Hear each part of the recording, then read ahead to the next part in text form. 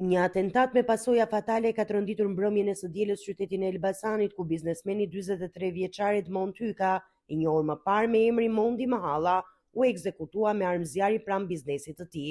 Ngjarja u regjistrua rreth orës 20:35 në lagjen e Emin Matraxhiu, në zonën e Unazës Jugore. Hyka u gjeti vrarë brenda në automjetin e tij të parkuar, një Range Rover, vetëm pak çaste pasi kishte dalë nga zyra e karburantit Xhaxhi Oil. Pronë e tij, autorët e ndet pa identifikuar, e kanë qelluar me 2 plumba në kokë, duke i marrë jetën në vend.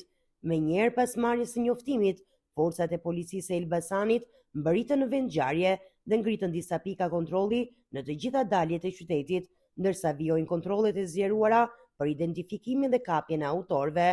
Ndërkohë, është ngritur një grup i posaçëm hetimor në drejtimin e prokurorisë, i cili po punon intensivisht për zbardhjen e plotë rrethanave të atentatit, dokumentimin e provave dhe identifikimin e motivit të mundshëm të vrasjes. Viktima, i njohur në qytet si biznesmen, kishte disa vite që kishte ndëruar mbiemrin nga Mondi Mahalla në Edmond Hyka, ndërkohë autoritetet po shqyrtojnë të gjitha pistat e mundshme të hetimit, përfshirë aktivitetin e tij biznesor dhe të shkuarën e tij.